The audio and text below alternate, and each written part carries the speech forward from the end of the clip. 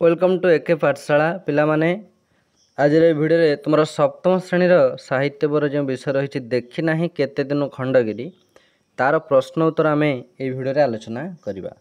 देखी ना केते दिन खंडगिरी प्रश्न उत्तर जार लेखक होचन गोपबंधु दास। तो यार प्रश्न उत्तर आम आलोचना करिया। तो चलो देखिए कौन सब प्रश्न रही। तो पिला तुम एक नंबर प्रश्न रही अभ्यास कार्यर कि उत्तर कुह। 5टी प्रश्न रही क ख ग घ उ। प्रथम प्रश्न अच्छी कविताटी वर्णित स्थान केउटी अवस्थित एवटू उ पर्यंत अच्छी। तो प्रथम 1 नंबर प्रश्न उत्तर आलोचना करिया 2 नंबर को जीवा। तो पे तुम प्रथम प्रश्न थिला कि कविताटी वर्णित स्थान केउटी अवस्थित। उत्तर लिखिब कविताटी वर्णित स्थान खंडगिरी भुवनेश्वर उत्तर पश्चिम दिगरे अवस्थित। कौन ना खंडगिरी कौटी अवस्थित भुवनेश्वर उत्तर पश्चिम दिगरे अवस्थित। ख प्रश्न तुम बही अच्छी कवि खंडगिरी को उत्कल गौरव प्रतीक रूपे कहीं वर्णना कर। उत्तर लिखिब खंडगिरी रे उत्कलर इतिहास सब अमर अक्षर अंकित हो रही कवि यह उत्कलर गौरवर प्रतीक रूपे वर्णना कर। ग प्रश्न अच्छी खंडगिरी जनस्मृति कहीं लिभि जाऊँ। उत्तर लिखिब कालर प्रभाव में खंडगिरी जनस्मृति लिभि जाऊँ। घ प्रश्न कवितार राणी हंसपुर संपर्क में कवि कौन कहते। उत्तर लिखिब महाकाल नीरे बुदबुद भली कलिंगर विभव मिसी जाइछि तथापि राणी हंसपुर नारखार अवस्था ठिया होई रही अतीतर से गाथार साक्षी देउछि बोली कवि यही कवितार राणी हंसपुर संपर्क में वर्णना कर। तुमर उम प्रश्न अच्छी साधु धर्म बेशी और खंडगिरी पथ प्रांत वासी संपर्क में कवितार कौन कह। उत्तर लिखिब साधु धर्म बेशी और खंडगिरी पथ प्रांतवासी माने बहु अभूत कहानी कहती केते जीर्ण स्मृति कठाओ से माने श्रोता को प्रत्यक्ष प्रमाण देखा बोली कवितार कहुई। तो पिला माने आमे 1 नंबर तुम कठू पर्यंत आलोचना कले प्रथम। तापर 2 नंबर देखा 2 नंबर प्रश्न अच्छी कौन ना 2 बा 3टी वाक्य उत्तर लेख कठू च पर्यंत प्रश्न अच्छी। प्रथम प्रश्न तुम 2 नंबर को अच्छी कवि खंडगिरी को देखि कहीं चिंतामग्न हो पड़ी। तो ये आम देखा ये जो 6टी रही 2 नंबर 6 प्रश्न तक आलोचना करें। तब 3 नंबर को जीवा। तो पे तुम 2 नंबर कही कवि खंडगिरी को देखि कहीं चिंतामग्न हो पड़ी। उत्तर लिखिब कि कवि प्रथम यौवन कथा मन पकाई कहते खंडगिरी प्राकृतिक शोभा संदर्शन करवा थिला तांकर उद्देश्य किंतु से जेतबे तार श्री संपद को नेत्र भरी देखिछंती भावावेगरे चिंतामग्न होई पड़िछंती। 2 नंबर ख प्रश्न पिला तुम बहिर अच्छी कवितार खंडगिरी राजदरबार दृश्य किपरि चित्रित होइछि। उत्तर लिखिब कवितार खंडगिरी राजदरबार नाना दृश्य चित्रित होइछि यथा वीरबाजा रणसजा गुप्त मंत्रणा राजा को दूरदेश आसीथिबा दूतर विजय वार्ता प्रदान एकांतर राजा गुप्तचर राज्य समाचार प्रदान इत्यादि। तापरे ग प्रश्न अच्छे 2 नंबर श्रमण सन्यासी माने खंडगिरी कौन करछन्ते बोली कवि वर्णना करछन्ते। उत्तर लिखिब खंडगिरीर आध्यात्मिक वातावरण अत्यंत गौरवावह सेठारे श्रमण सन्यासी माने बसी तत्व विचार करवा लोक मानक उपदेश देवा एवं अहिंसा प्रचार इत्यादि करुछन्ते बोली वर्णना करछन्ते। तापरे तुम घ प्रश्न अच्छी खंडगिरी गुंफारे शिल्पी माने क्यों कार्य करुछन्ते। उत्तर लिखिब उत्कल शिल्पी माने महान खंडगिरी गुंफारे से माने निभृतरे गुंफा खोला कार्य करुछन्ते। तापरे उम प्रश्न तुम 2 नंबर उम प्रश्न अच्छी साधक माने खंडगिरी रे एबे मध्य अछन्ते बोली कहिबार कारण कौन। उत्तर लिखिब गभीर राति रे साधक मानकर संगीतर ध्वनि शुणा जाए यही कारण रे एबे मध्य साधक माने खंडगिरी अछन्ते बोली कह जाए। च प्रश्न रही वृद्ध खंडगिरी विरक्त पराए उभा गंभीरे यह कहीं कह जाए। उत्तर लिखिब वृद्ध काल मनुष्यर समस्त श्री संपद नष्ट हो जाए खंडगिरी विनष्ट सर्वस्व हो जाए वृद्ध खंडगिरी विरक्त पराए उभा गंभीर बोली कह जाए। तो पे तुम 1 नंबर प्रश्नोत्तर आम आलोचना कलु 2 नंबर प्रश्नोत्तर आम आलोचना कलु। बर्तमान 3 नंबर प्रश्न देखा 3 नंबर प्रश्न तुम अच्छी कौन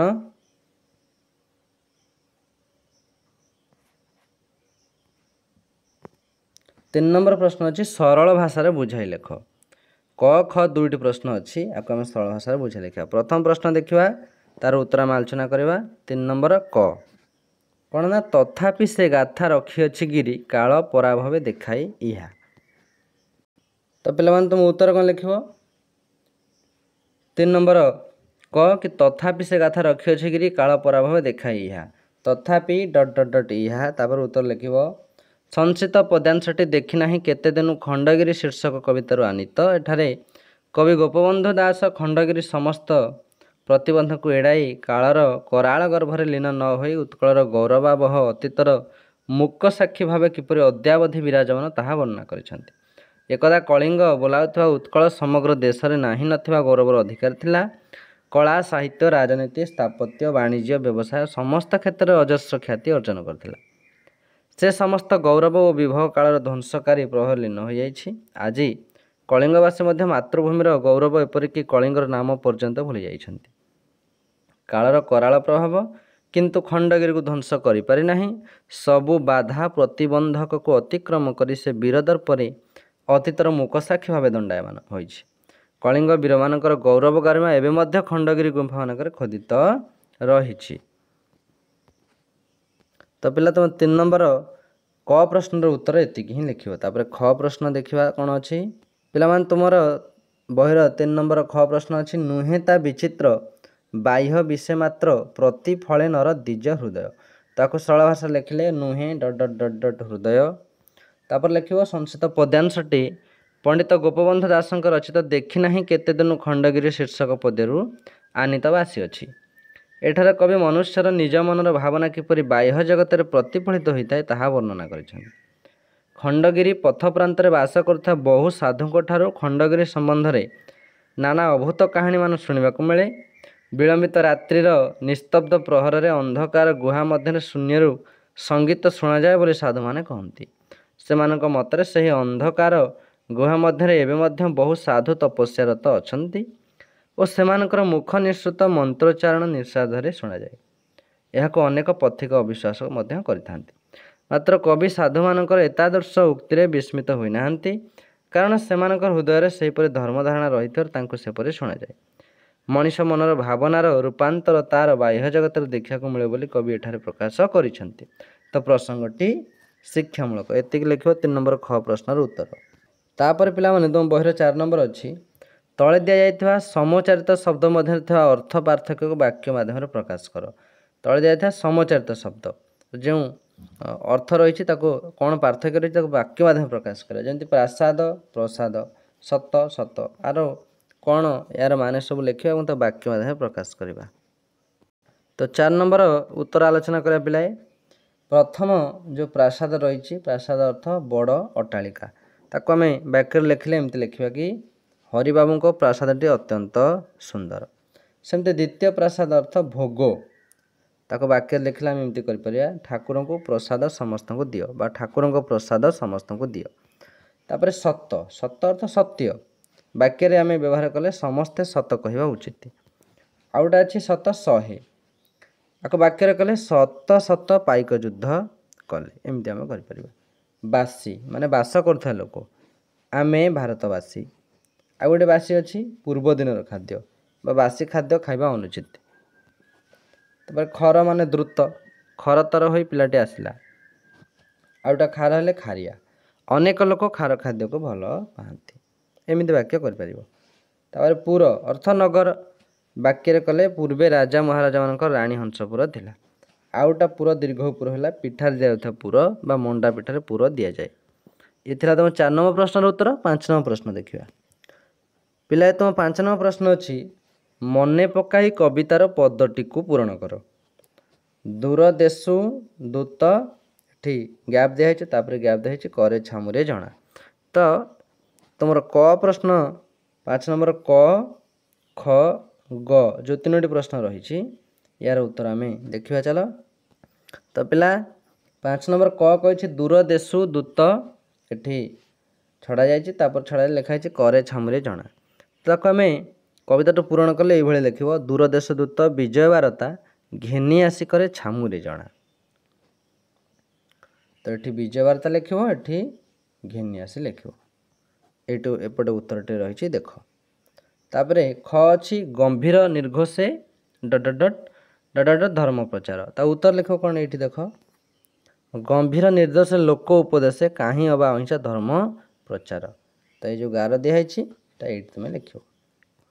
ତାପରେ ଗ ଅଛି ଚୂଳ ମୂଳ ଯାଏ ଡଟ୍ ଡଟ୍ ଡଟ୍ ତାପରେ ସ୍ପେସ୍ ଦିଆହେଇଛି ଗୁମ୍ଫା ଦେଉଳ। ତ ଅଧା ଛଡ଼ା ଯାଇଛି ତାକୁ ତୁମେ ପୂରଣ କଲେ ଏମିତି ଲେଖିବ ଚୂଳ ମୂଳ ଯାଏ ଶୋଭେ ଶିଳାକାଏ ପ୍ରାସାଦ ପ୍ରାଙ୍ଗଣ ଗୁମ୍ଫା ଦେଉଳ। ତାପରେ ପିଲାମାନେ ତୁମ ବହିର 6 ନମ୍ବର ପ୍ରଶ୍ନ ଦେଖିବା। କବିତାର କେଉଁ ପ୍ରସଙ୍ଗରେ କୁହାଯାଇଛି ଲେଖ। ଉଜ୍ଜଳ ଛବି, କଳିଙ୍ଗର ଭୂତି, ପ୍ରତ୍ୟକ୍ଷ ପ୍ରମାଣ, ସଙ୍ଗୀତ ନଭେ। ଏଇ ଯେଉଁ କ'ଣ କଥା କେଉଁ ପ୍ରସଙ୍ଗରେ କୁହାଯାଇଛି ତାର ଉତ୍ତର ଆମେ ଦେଖିବା ଚାଲ। ତ ପିଲାମାନେ 6 ନମ୍ବର ଉତ୍ତର ଦେଖ। କବିତାର କେଉଁ ପ୍ରସଙ୍ଗରେ କୁହାଯାଇଛି ନା ଉଜ୍ଜଳ ଛବି। କେଉଁ ପ୍ରସଙ୍ଗ କୁହାଯାଇଛି ନା କବି ଉତ୍କଳର ଏକ ବିଭବଶାଳୀ ରୂପକୁ କଳ୍ପନାର ଦୃଷ୍ଟିରେ ଦେଖିବା ପ୍ରସଙ୍ଗରେ ଉଜ୍ଜଳ ଛବି ବୋଲି କହିଛନ୍ତି। ତାପରେ କଳିଙ୍ଗର ଭୂତି ଇଏ କେଉଁ ପ୍ରସଙ୍ଗରେ କୁହାଯାଇଛି ନା ଜଳରେ ବୁଦବୁଦ ପରି ସମୟ ସାଗରରେ କଳିଙ୍ଗର ଐଶ୍ୱର୍ଯ୍ୟ ମିଳାଯିବା ପ୍ରସଙ୍ଗରେ କଳିଙ୍ଗର ଭୂତି ବୋଲି କୁହାଯାଇଛି। ତାପରେ ପ୍ରତ୍ୟକ୍ଷ ପ୍ରମାଣ ଏଇଟା କେଉଁ ପ୍ରସଙ୍ଗରେ କୁହାଯାଇଛି ଉତ୍ତର ଲେଖିବ। ଖଣ୍ଡଗିରିର ପଥ ପ୍ରାନ୍ତବାସୀ ଏବଂ ସାଧୁ ଧର୍ମବେଶୀମାନେ ବହୁ ଅଭୂତ କାହାଣୀ କହିବା ସହିତ ଜୀର୍ଣ୍ଣ ସ୍ମୃତି କଠାମାନ ଆଣି ଶ୍ରୋତାଙ୍କ ତାଙ୍କର ପ୍ରତ୍ୟକ୍ଷ ପ୍ରମାଣ ଦିଅନ୍ତି ବୋଲି ଏହି ପ୍ରସଙ୍ଗରେ କୁହାଯାଇଛି। ତାପରେ ସଙ୍ଗୀତ ନଭେ ଇଏ କେଉଁ ପ୍ରସଙ୍ଗରେ କୁହାଯାଇଛି କି ନା ଖଣ୍ଡଗିରିର ନିବିଡ଼ ଅନ୍ଧାର ଗୁହାରେ ଥିବା ତାପସ ସାଧୁମାନଙ୍କର ସଙ୍ଗୀତ ଗଭୀର ନିଶୀଥରେ ଶୁଣାଯାଉଥିବା କଥା ଏହି ସଙ୍ଗୀତ ନଭେ ପ୍ରସଙ୍ଗରେ କୁହାଯାଇଛି। ଏତିକି ଉତ୍ତର ଲେଖିବ 6 ନମ୍ବରର। ପିଲାମାନେ ତୁମ 7 ନମ୍ବର ପ୍ରଶ୍ନ ଅଛି ତଳେ ଦିଆଯାଇଥିବା ଶବ୍ଦ ଗୁଡ଼ିକର ଗୋଟିଏ ଲେଖାଏଁ ପ୍ରତିଶବ୍ଦ ଲେଖ। କାୟା, ହିଆ, ନିଶୀଥ, ନଭ, କଠାଉ ଆର ପ୍ରତିଶବ୍ଦ ଲେଖିବା। ତ ପିଲାମାନେ ଦେଖ କେମିତି ପ୍ରତିଶବ୍ଦ ଲେଖିବ। କାୟାର ପ୍ରତିଶବ୍ଦ ହେବ ଶରୀର, ହିଆର ପ୍ରତିଶବ୍ଦ ହେବ ହୃଦୟ, ନିଶୀଥର ପ୍ରତିଶବ୍ଦ ହେବ ରଜନୀ, ନଭର ପ୍ରତିଶବ୍ଦ ହେବ ଗଗନ, କଠାଉର ହେବ ପାଦୁକା ପ୍ରତିଶବ୍ଦ।